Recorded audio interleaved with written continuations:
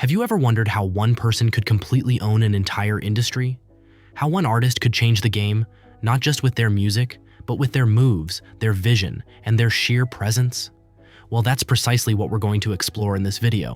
How did Michael Jackson not just conquer the music industry, but make it his kingdom? What made him stand out as a true game changer, a trendsetter, and an inspiration for generations to come? Let's find out. Michael Jackson was such an incredible artist. He really made history by setting and breaking records all throughout his career. In 2009, he was actually the most awarded person, artist, and entertainer, with over 900 recognized awards. This doesn't include diamond, platinum, and gold certifications. Jackson is one of the best-selling music artists in history, with over 1 billion records sold worldwide. Did you know that his album Thriller holds the record for the most copies of the album sold? It's an incredible over 110 million copies. In 1993, his Super Bowl halftime show drew in the largest TV audience ever, a whopping 133.4 million people. His impact was immense and undeniable. The list of records he broke is seemingly endless. What did Michael Jackson own? In 2010, Michael Jackson earned $275 million more than Beyoncé, Lady Gaga, Madonna, and Jay-Z earned together. And get this, he achieved this incredible feat even though he had already passed away. A big chunk of that total can be credited to the wave of nostalgia that boosted sales of everything related to Michael after he passed away.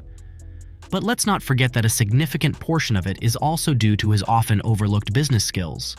Without a doubt, Jackson's lavish spending habits would put a Russian oligarch to shame. He really went all out with the profits from selling $1 billion records.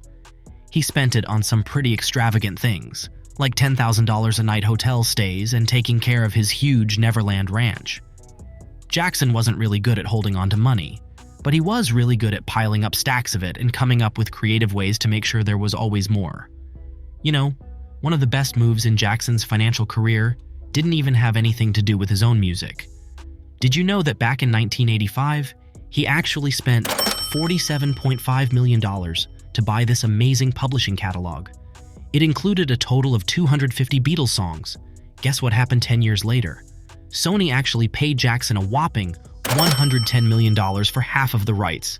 They decided to team up and create a joint venture called Sony ATV. How did Jackson acquire ATV? In 1981, American singer Michael Jackson and Paul McCartney wrote and recorded a number of songs together.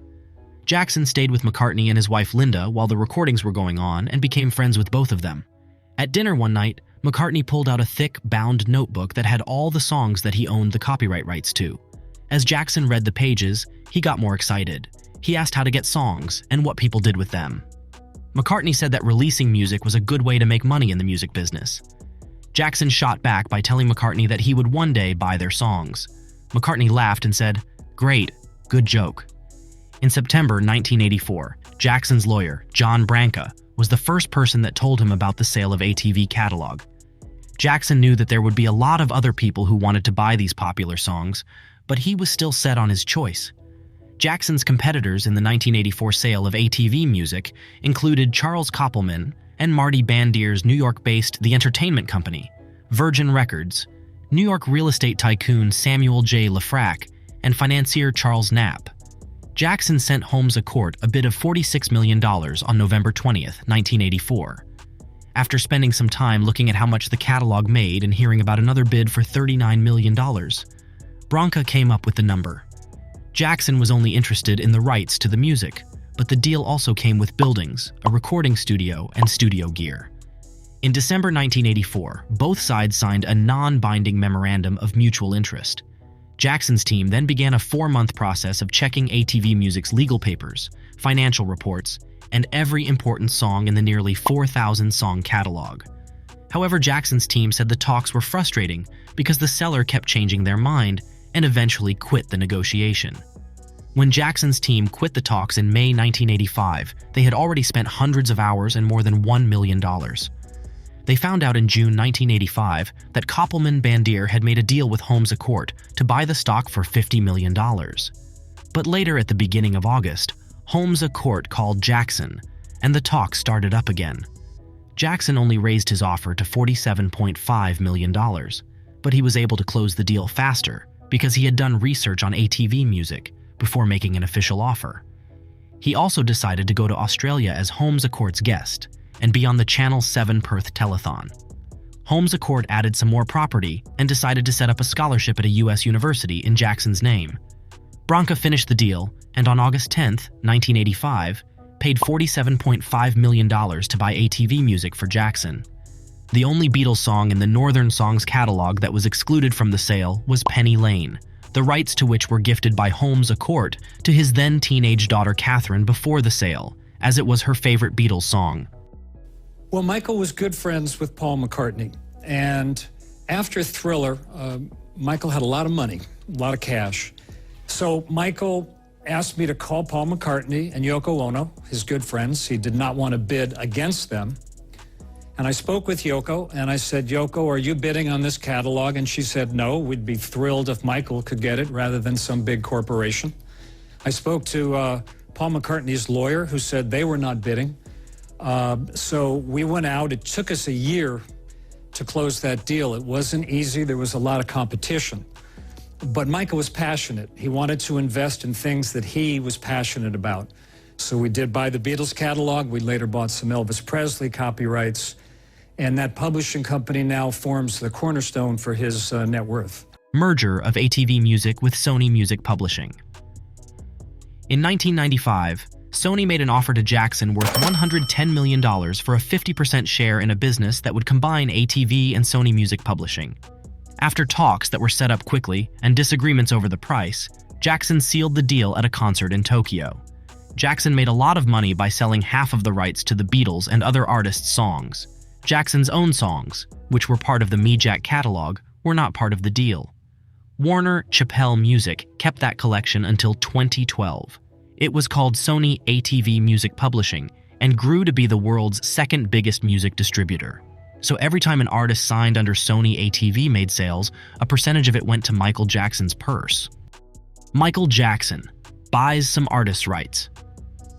Did you hear about the time when Michael Jackson bought the publishing rights to a bunch of Elvis Presley's songs? It was all over the news. Did you know that Michael Jackson actually owned the rights to Eminem's back catalog?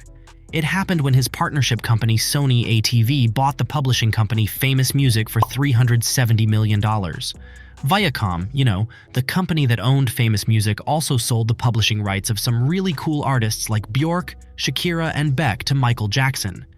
Jackson's acquisition happened just a few months after people were speculating that he might have to give up the rights to the Beatles' back catalog because he was facing bankruptcy. Crazy, right?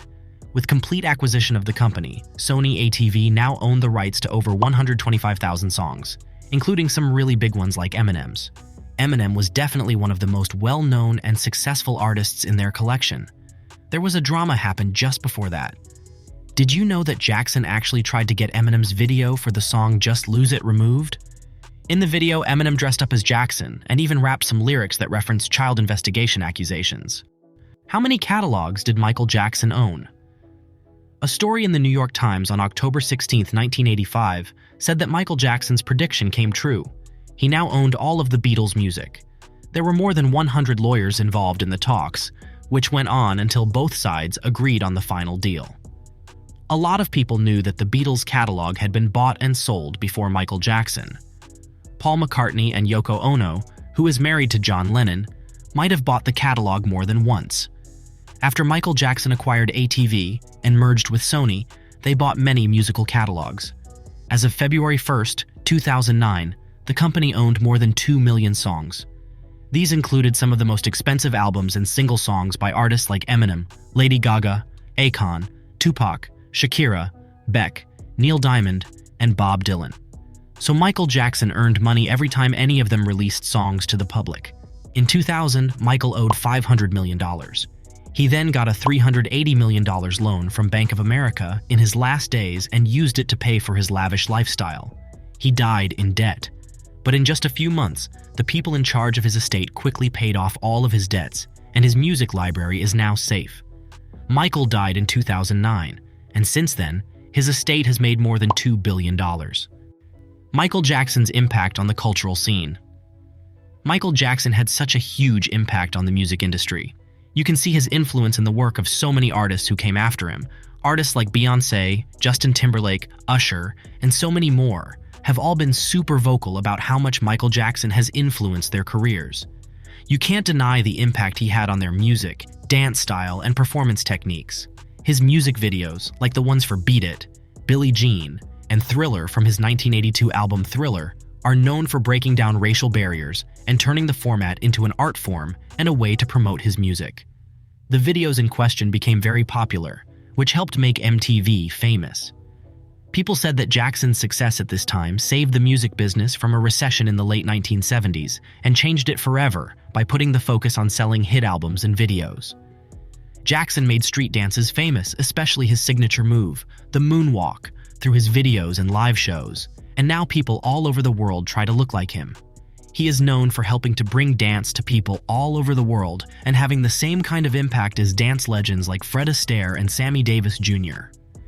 Taking a look from the history of musical films, the Thriller videos started a whole new industry of choreographers, as other pop artists tried to make more complex, dance-themed music videos. Michael Jackson's legacy is, and will always be, an essential part of the music industry's history. He's not just an artist, he's a symbol of artistry, innovation, and the enduring power of music to bring people together. If you enjoyed this video, don't forget to give it a thumbs up, subscribe, and share it with fellow Michael Jackson fans. Let us know in the comments which Michael Jackson song or moment had the most significant impact on you. Until next time, keep the music alive and keep moonwalking to the beat of your own drum.